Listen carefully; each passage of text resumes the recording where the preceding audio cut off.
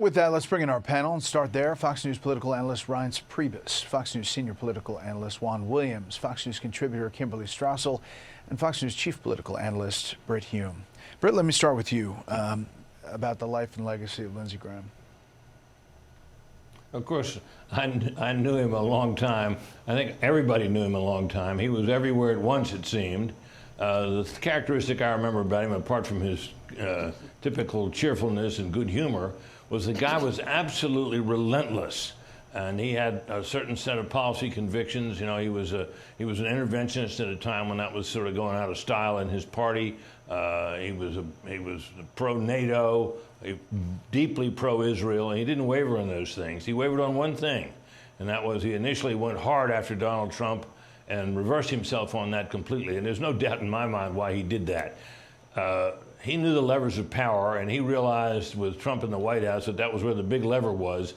And if he wanted to have any say on it, he better get right with Trump, and so he did. And Trump ended up, as you heard, extolling him today. Mm-hmm. Governor McMaster, South Carolina, Reince, choosing Lindsey Graham's sister, Darlene, to temporarily fill out the senator's remaining months in office. He was being the GOP nominee in South Carolina. They'll have a quick effort to find a new nominee to get on the ballot in November. A couple things. Number one, I think a sweet tribute to Lindsey Graham, but also an opportunity for everyone in D.C. and around the country to just grieve with her. And I think it's a deep, has a lot of meaning. You know, I'm going to say Lindsey was an original. I mean, there are ordinary people and there are originals. He's not going to be replaced. He's just going to be missed. And I remember in 2017 in the White House, early days, and I told the president, I said, Mr. President, you got to really get to know Lindsey Graham. He's the funniest, most interesting. You will love this guy. And then I go to Lindsey Graham and tell him the same thing about the president. So you would love President Trump if you just sit down with him. And that's when it started. And at first, the president was a little reluctant, and he did it. And the two of them were like two peas in a pod. It was unbelievable. It was genuine. It was real. It was an unbelievable throwback friendship to the good old days. You know, Juan, he could really go after the left. He was very passionate about a lot of things. You could flash back to the Brett Kavanaugh hearing where he really laid it out in that hearing, going after some of his colleagues. But he also spent a lot of time reaching across the aisle. I moderated a debate between Bernie Sanders and Lindsey Graham. I will take a look back. We can create millions of jobs transforming our energy system away from fossil fuel to energy efficiency and sustainable energy. And I think at the same time, I think the president has got to call those oil companies, those executives into the Oval Office and say, stop ripping off the American people. Do you think there's any part of that, to Senator Sanders' point? You don't have to be a rocket scientist to figure this out. Their campaign agenda was to destroy fossil fuel production. It's not gas companies not wanting to produce more oil and gas. It's the policies have made that almost impossible here at home.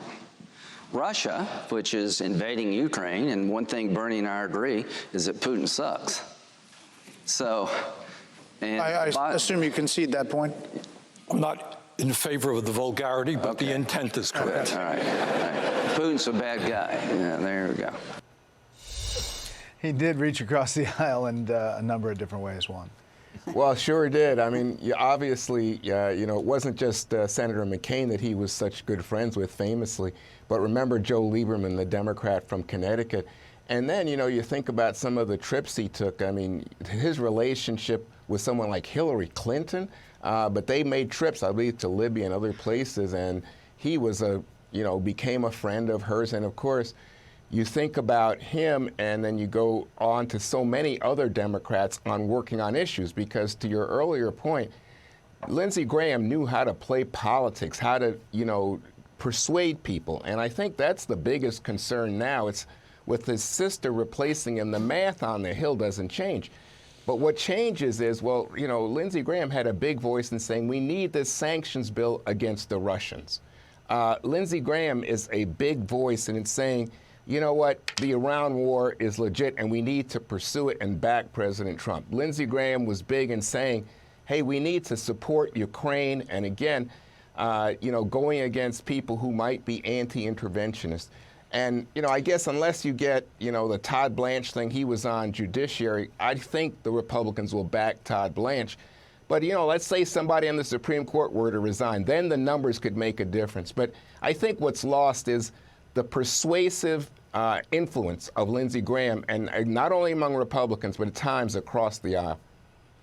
Kimberly, he definitely supported the president on Iran and on Ukraine. As you just heard, he came back from Ukraine Friday saying he was very optimistic about what he's seeing. Your thoughts?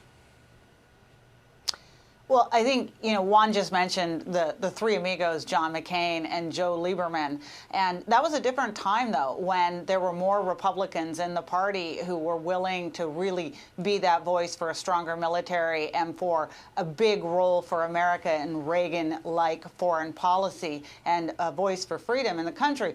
As time has gone on, the number of those Republicans has waned, and Lindsey Graham had become the stalwart guy in the Senate that was keeping that going. And we can just not understate how effective he was at doing that, especially with this president in recent years. And that's why that relationship was so important, is he used it so effectively to both talk to the president behind the scenes, to get his colleagues on board in Congress. And that's going to be very, very hard to replace in D.C.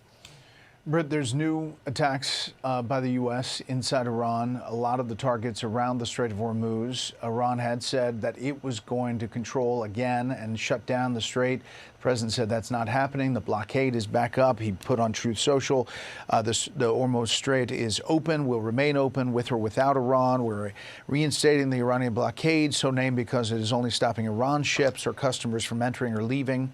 Goes on to say, as a matter of fairness, we will be reimbursed at a rate of 20% on all cargo shipped for any and all costs necessary to do the job, providing safety and security. Now, Iran's foreign minister said, POTUS is absolutely right. Whoever provides secure and safe passage of commercial vessels through the Strait should be compensated for this service.